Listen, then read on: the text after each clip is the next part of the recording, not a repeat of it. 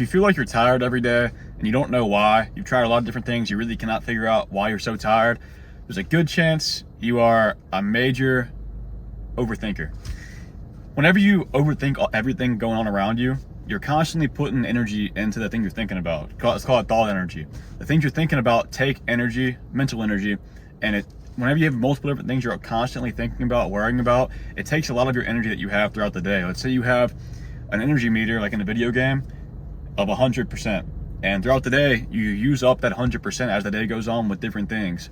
Obviously, the physical activity you do takes up a lot of that energy, but most people don't realize how much energy comes from their thought energy. I'd even argue that it's more exhausting using thoughts than it is physical stuff. And I've realized that in my personal life. I know for a fact that's true for me. I don't know if it is for everybody, but for me personally, I know it is. I also have ADHD, so I'm constantly thinking about a lot of different things. So maybe that's just a personal thing, but I feel like that's for everybody. I know for a fact though, with jiu-jitsu, for example, whenever I'm doing jiu-jitsu, and don't click off because you're not interested in jiu-jitsu, it's a pretty good example. Whenever I'm going in there and I'm just wrestling around, doing things that I know off of instinct, just doing my normal things, I'm nowhere near as exhausted as the days that I go in there with something in mind that I want to work on. If there's something new that I want to work and I go in there like, okay, I'm gonna try this thing out. After like 2 matches, I'm gassed because the whole time I'm not just using my body and getting exhausted through the physical movement, I'm also trying to think the whole time about how I'm gonna get to this spot, how I'm gonna start working this, how I'm gonna do this new thing. So all that thinking, after the round's over, I'm sitting there because I've been thinking so much more, using that much more energy. And at the end of the class, I'm sitting there panting, like cannot catch my breath because I've used so much thought energy compared to the days that I just used physical energy. And at the end of class on those days, I'm just chilling. I'm sweaty, but I'm not breathing heavy. So I'm saying this because if you're somebody who overthinks everything, let's say you're so bad as you're walking, you think everybody's staring at you, you're worried about what everybody's judging, or maybe you have something going on with your personal life, you're not making enough money, you need more money to afford your bills, things like that. Whenever you're constantly stressing about that, you're gonna use so much thought energy that you don't even realize you're using because you're constantly thinking about that throughout your day.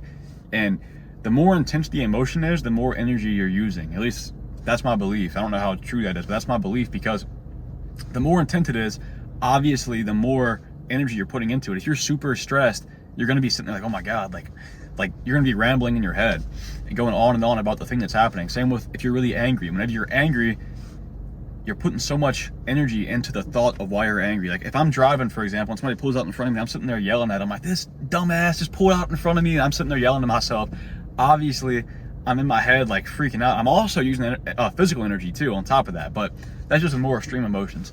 If you're also facing bad habits, like if you have some kind of addiction, maybe you're addicted to junk food, a lot of sugar or cigarettes, whatever it is, and you're trying to quit that habit and you just can't kick it. You keep telling yourself you're gonna quit. The time comes where you want a cigarette, you want to go eat sugar, and you're having like a mental battle in your head, like, oh, I don't want to do it. Oh, I'm whatever, right? You're having that battle in your head, and it can be with anything, any bad habit you're wanting to stop. It could even be something like super small, but if you're having that internal dialogue, that battle, trying to tell yourself to quit, you're using up so much energy.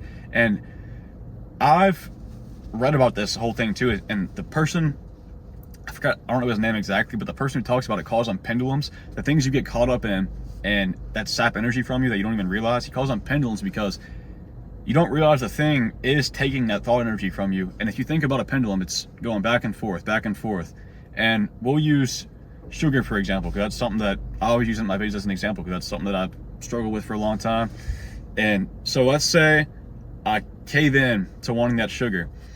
I'm giving energy to that, I guess, mental battle, the thing that I'm usually giving energy to. So it's keeping the pendulum swinging. And the more I do that, I'm just keeping it in rhythm, keeping it in rhythm. And as I stop, it's slowing the pendulum down. If it gets to a point where I stop having that inner dialogue and I can just ignore it, because, like, I guess, spoiler alert, the way to overcome these things, these pendulums, is to ignore them. You have to just be able to see it and ignore it. Out of sight, out of mind doesn't work as well as people want to think it does. Being able to look at it and ignore it is how you defeat the pendulum. It's how you know it's not swinging anymore. But if I'm looking at it and it's swinging, the second I can look at it and ignore it and I know that pendulum stopped, that's whenever it's not stopping energy for me. Because whenever a pendulum stops, and this is how you get more energy in your day. Like I was talking about at the beginning and at the title of this video, whenever a pendulum stops, you get the energy that the pendulum was receiving. So since it's not receiving the energy to keep it swinging anymore, once it stops, that energy returns back to you, and that one pendulum has given you more energy in your day. But the thing is, you have so many different pendulums that you don't even realize you have in your life.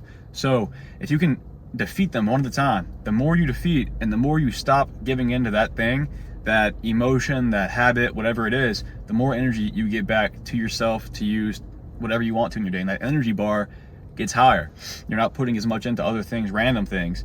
And there's so many different areas in your life that you have pendulums in. Some are good. It's easy to think that all pendulums are bad pendulums because it's taking your energy, but some pendulums are very good.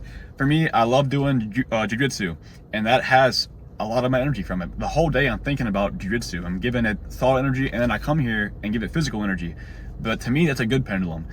You know, in ways it might be bad, but I don't mind it because it's something I enjoy doing. I love it.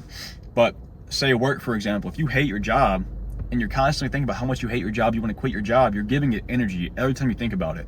And the more it swings, the more you think about it, which is very weird to think about.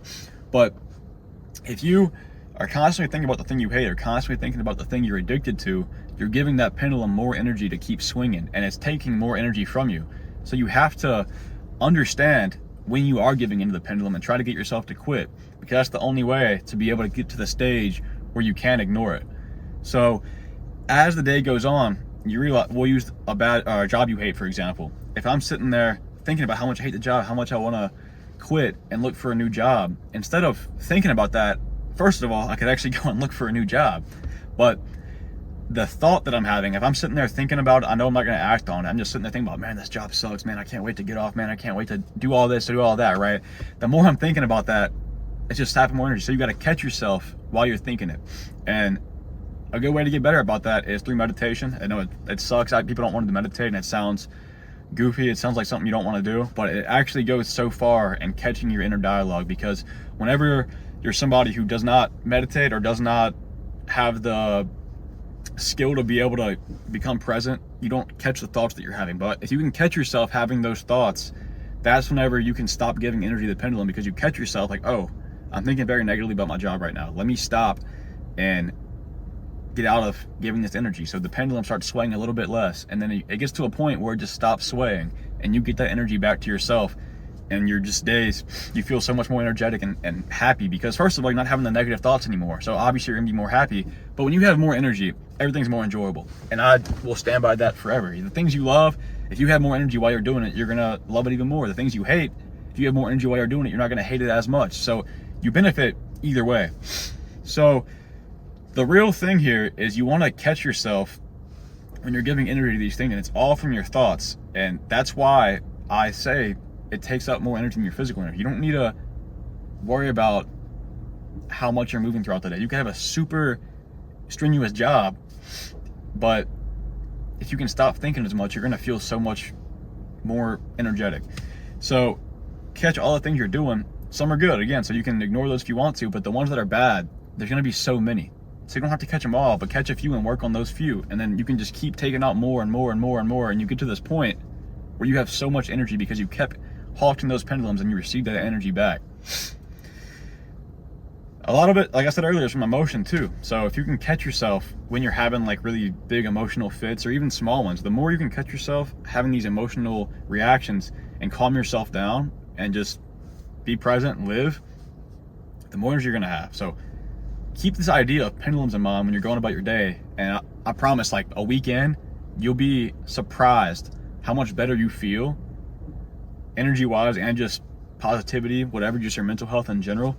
And then you can start putting it towards things that you actually enjoy. And once you realize when you're caught in these pendulums, you'll start realizing it just randomly. You'll pinpoint it, oh, I'm in a pendulum right now, I don't even realize it, because most people don't. Like almost nobody does. Even with the bad habits that you know you want to quit and you're like having that internal dialogue, you don't realize how much energy that's taking, how much you're giving into that pendulum, because the pendulum wants your energy. It's trying to suck you back in. That's why you always have that internal dialogue, because the pendulum is making you think about it. You see it and you start thinking. So if you can ignore it, like I said earlier, ignoring it is the key. You got to be able to look at it, ignore it, or if you get the urge, ignore it. Easier said than done, but it's progressive overload. That's one of the biggest keys in life, is, and I learned it through the gym, progressive overload. Obviously, you're not going to just kick it at once. So you're going to slow it down slowly until it stops and you get all that energy back. So this was something that I've been thinking about a lot recently. So I hope it helps somebody. I think it's one of the biggest keys in making your days more enjoyable. So hope you take it seriously. Hope you at least look for it in your day. You might not believe me at all what I'm talking about, but if you look for it and just give it a shot, I promise you'll feel what I'm talking about, because it's actually kind of crazy whenever you see it happening in your own life. So give it a shot. If you try it, let me know how it goes for you. If you have already tried it, let me know if it had the same effect on you. I'd be really interested in knowing. But besides that, if you got any value from this video, I appreciate it. If you would subscribe. Yeah, see you in the next one.